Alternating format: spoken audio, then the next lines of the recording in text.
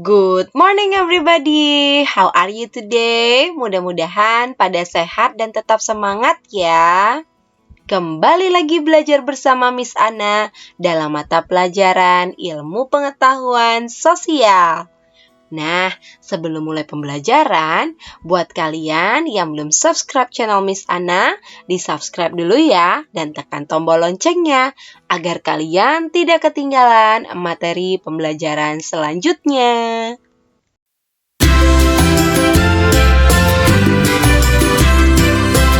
Seperti biasa ya anak-anak, sebelum memulai pembelajaran, mari persiapkan terlebih dahulu alat tulis kalian ya, seperti pensil, pena, dan stabilo. Perhatikan juga handout yang sudah kalian download di website sekolah ya, yaitu Pluralitas Masyarakat Indonesia. Nah, setelah kita mempelajari materi mobilitas sosial, maka pembelajaran kelas 8 selanjutnya adalah Pluralitas Masyarakat Indonesia. Adapun tujuan pembelajaran kali ini, Miss Ana harapkan peserta didik dapat menjelaskan pengertian pluralitas, memahami bentuk pluralitas masyarakat Indonesia dari segi agama. Oke, perhatikan gambar yang ada pada layar kalian ya. Dapat terlihat bahwa di SMP IGS terdapat beragam agama dan suku bangsa. Nah, begitu pula dengan Indonesia. Indonesia dikenal sebagai masyarakat yang religius. Beberapa agama dan kepercayaan dapat ditemukan di berbagai wilayah Indonesia.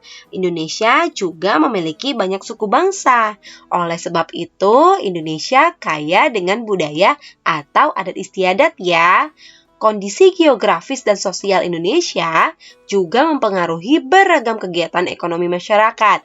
Karena itulah, kita dapat menemukan berbagai pekerjaan di berbagai tempat. Kekayaan dan keanekaragaman masyarakat Indonesia ini, baik suku, agama, ras, pekerjaan, dan lain-lain, tentu menunjukkan bahwa masyarakat Indonesia bersifat plural.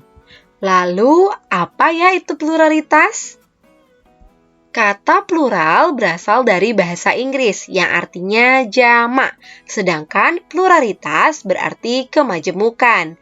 Maka pluralitas masyarakat Indonesia memiliki arti yang sama dengan kemajemukan masyarakat Indonesia. Nah, selain pluralitas, ada lagi nih istilah yang berhubungan dengan keragaman, yaitu multikultural. Multikultural berasal dari dua kata, yaitu multi dan culture. Multi berarti banyak atau lebih dari dua, sementara culture berarti kebudayaan. Jadi, masyarakat multikultural adalah masyarakat yang memiliki lebih dari dua kebudayaan. Nah, berbagai kebudayaan yang dimiliki ini menjadi sumber nilai agar terpeliharanya kestabilan dalam kehidupan masyarakat pendukungnya, di mana berfungsi untuk mempertahankan identitas dan integrasi sosial masyarakat. Sudah jelas ya apa itu pluralitas? Mari kita bahas pluralitas masyarakat Indonesia dari segi agama ya. Apakah kalian pernah menemukan berbagai macam agama di tempat tinggalmu? Apakah ada beragam tempat ibadah yang seperti pada layar kalian? Pernahkah kalian mengamati pemeluk agama lain yang sedang melaksanakan upacara keagamaan? Jawab di kolom komentar ya. Nah, ketika kalian amati, pasti banyak menemukan perbedaan ya, atau kalian merasa asing dengan persembahyangan agama yang berbeda dengan yang kalian peluk. Hal ini wajar ya anak-anak, karena setiap agama memiliki tuntunan dalam melaksanakan persembahyangan atau upacara keagamaan. Lalu, mengapa kita perlu memahami berbagai kegiatan ibadah selain yang kita anut, Miss? Nah, jawabannya ada pada layar kalian ya, agar dalam diri kita tumbuh sikap saling memahami dan menghargai atau bertoleransi. Perlu diingat ya anak-anak, Toleransi dalam beragama bukan berarti kita mencampur adukan ajaran agama, tetapi saling menghormati dan membantu menciptakan keamanan dan kenyamanan umat beragama lain dalam beribadah. Mudah-mudahan bisa kita terapkan ya anak-anak. Mari kita bahas secara singkat setiap agama ya. Yang pertama, agama Islam. Pada saat ini, agama Islam merupakan agama yang dipeluk sebagian besar masyarakat Indonesia. Menurut sensus tahun 2010, sebanyak 87,2% penduduk Indonesia beragama Islam. Kalian tentu masih ingat ya pelajaran kelas 7 yang mengisahkan perkembangan kerajaan-kerajaan bercorak Islam di Indonesia. Tulis di kolom komentar ya kerajaan apa saja. Nah, agama Islam diperkirakan telah sampai di Indonesia pada abad ke-7, yang kemudian diikuti perkembangan kerajaan-kerajaan bercorak Islam di Indonesia. Sebelum kedatangan Islam di Indonesia, telah berkembang agama Hindu dan Buddha sejak sekitar abad ke-4 Masehi. Umat Islam memiliki beberapa hari besar yang dirayakan setiap tahun, seperti Hari Raya Idul Fitri, Hari Raya Idul Adha. Hari Jumat juga merupakan hari penting bagi umat Islam ya, khususnya bagi laki-laki. Wajib melaksanakan ibadah sholat Jumat secara berjamaah di masjid. Hari penting lainnya yang selalu diperingati umat Islam adalah Hari Raya Tahun Baru Hijriah, hari kelahiran atau Maulid Nabi Muhammad SAW, dan hari turunnya wahyu Al-Quran. Jelas ya mengenai agama Islam? Yang kedua, agama Kristen Protestan. Agama Kristen Protestan berkembang di Indonesia selama masa kolonial Belanda atau VOC sekitar abad ke-16. Pada abad ke-20, Kristen Protestan berkembang dengan sangat pesat. Mengapa, Miss? Karena ditandai dengan kedatangan para misionaris dari Eropa ke berbagai wilayah di Indonesia, seperti Barat Papua, Sumatera Utara, Sulawesi Utara, dan Jawa. Ketiga, agama Kristen Katolik. Ada pendapat yang menyatakan bahwa agama Kristen Katolik telah masuk ke Indonesia, tepatnya di Sumatera Utara, sekitar abad ke-8. Namun, pendapat tersebut belum didukung bukti-bukti yang kuat. Bukti yang paling kuat kedatangan agama Kristen Katolik tentunya bersamaan dengan penjelajahan bangsa-bangsa Barat ke Indonesia. Kristen Katolik tiba di Indonesia saat kedatangan bangsa Portugis yang diperkuat dengan kedatangan bangsa Spanyol. Salah satu tujuan Portugis ke Indonesia adalah menyebarkan agama Katolik Roma di Indonesia yang dimulai di Kepulauan Maluku pada tahun 1534. Nah, tahun 1546 dan 1547 pelopor misionaris Kristen yaitu Franciscus Xaverius mengunjungi pulau itu dan membaptis ribuan penduduk setempat.